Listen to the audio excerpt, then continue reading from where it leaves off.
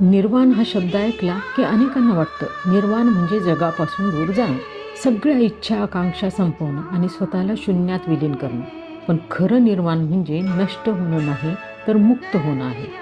मुक्त हा शब्द ऐकायला खूप आकर्षक वाटतो. मुक्त होणं म्हणजे शून्य होणं, स्वतःचं अस्तित्व पुसून टाकणं नव्हे, तर स्वतःवर ओझं बनलेल्या गोष्टी उतरवणं. अहंकाराच्या गोंगाटात आणि श्रेष्ठत्वाच्या स्पर्धेत आपण स्वतःला समजून घ्यायलाच विसरतो. म्हणूनच कदाचित गानसम्राज्ञी लता मंगेशकर म्हणाल्या होत्या, ना ही जन्म मिले तो अच्छा है, और अगर वाकई जन्म मिला मुझे तो मैं लता मंगेशकर बनना नहीं चाहूँगी. यशाच्या शिखरावरूनही स्वतःला शोधायची ओढ म्हणजेच निर्वाण. शून्य होणं म्हणजे नष्ट होणं नव्हे, तर मुक्त होणं. शून्य संख्येचं मूळ रूप बदलत नाही, पण योग्य ठिकाणी आलं की त्या संख्येला अर्थ देतं.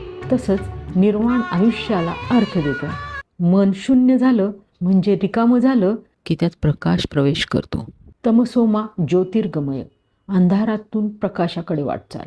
निर्वाण म्हणजे दुःखांना शांतपणे स्वीकारणं, अहंकाराचा आव सोडून स्वतःला म्हणणं, थांब, मी आधी स्वतःला समजून घेते.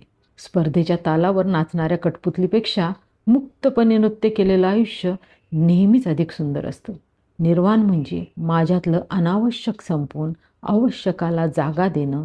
हीच खरी शांतता, हाच खरा आत्मप्रकाश.